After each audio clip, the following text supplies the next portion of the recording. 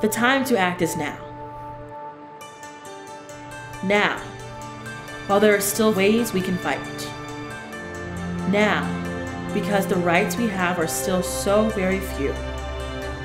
Now, because it is the right thing to do. Now, before you open the door to find that they have finally come for you. I remember growing up and my mom sacrificing everything, giving up her business in Arlington, Virginia, and moving to Fredericksburg so I could have a strong suburban school to go to. And I remember going to school and being the other because I was the only Black person. What fuels my fire is the kids. It's the students in this community, because do I believe in the kids enough to help my teachers be the best teachers they can possibly be? What fuels my work is the kids, because I was that kid. I spent a lot of time thinking about a vision. Because Susan Asiambi said, if you have a strong vision for yourself and for the people that you work with, everything else will fall into place. I want for every single student to be mastering any sort of content benchmark that needs to be mastered. So when I talk about data, it's actually not about just collecting data. It's ensuring that your students are academically prepared to not only pass a test, but to be able to navigate the academic rigors of any job or experience they're walking into. That's the academic side. All the things that I want for my kids to be aware of who they are, to be aware of the world around them, to understand how to build relationships and communicate with other people, to solve problems, to adapt and to navigate this world. Those are all part of the pillars of my vision. If they ever want to be a leader of their community, I want for them to be able to say, I know exactly what it takes, and I'm gonna come back because I am invested in seeing Keystone Polk, where I grew up, be a better place for me and my siblings and my family. So anyway, my vision has 4 pillars, right? One is we need to be self-reflective. The second component is that we need to build meaningful relationships with those around us and our students. The third piece of the vision is to take risks and create meaningful experiences. The fourth piece of my vision is to be critically conscious.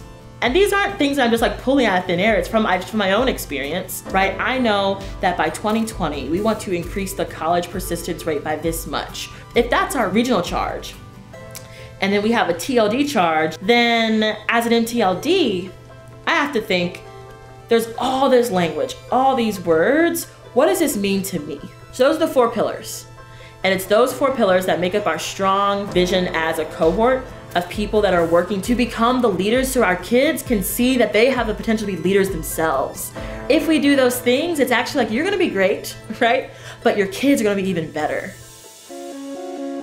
Thinking about how do I plan out my week as it relates to my vision. On Mondays, I spend a lot of time thinking about my data and my cohort and where my people really fall. The middle of the week, I usually spend in classrooms seeing my people in their element. It's actually where they're going to be the most vulnerable and open about what they're feeling, what they need from me. I also spend the middle of the week meeting with principals and stakeholders to ensure that I am aligning what I'm doing with their school. And then I cap the week off with a TLD meeting on Friday. In the end of the day, we're about making sure kids reach their academic goals. And we've got to be very clear on what our outcomes are, what we're working towards, and how we're going to get there. How are you doing in this class, Shanard? I'm good. How do you know you're doing good? Because I'm on football, I have a good grade. Do you think you're prepared for physics next year? Why? My goals as a coach are to, 1, ensure that immediate changes are being made because students need to be learning, but then also developing experiences so that my core members begin to fix their own problems, see their own gaps, versus me having all the answers. So I will never have all the answers. Vision is always a part of a conversation with core members. I'm coaching towards student outcomes, but most importantly, I'm coaching towards building incredible leaders who, when they get done with their 2-year core commitment, can go and tackle absolutely any problem in educational inequity. Like that is her driving force. Okay, I want to hear evidence of your vision living out in your classroom. Okay, we do have AP Biology and AP Chemistry starting next year. So I really care about this aspect of taking an AP course. I have no choice but to be a strong coach and develop those skills in my core members because our kids don't have any other options or any more time to be wasted for them. How would that relate to like the personal habits that you want your kids to embody in your vision?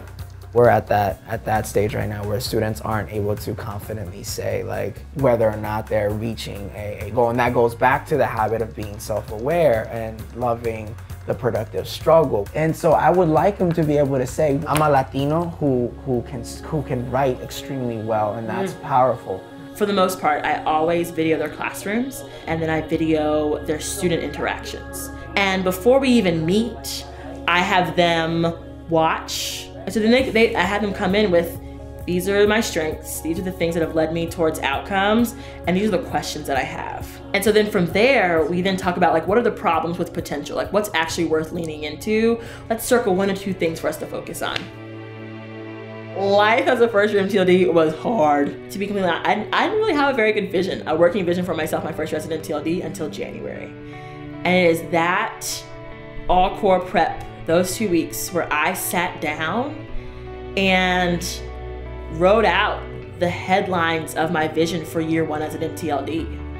What do I really care about? What do I value? How do I want to operate, and how do I want to see that happening in my core members? And it was that January ACC where things turned around.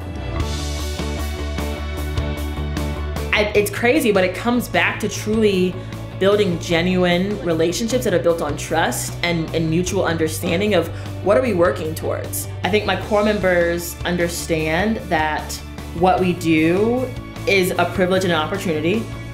We also have to be extremely urgent about the work that we do.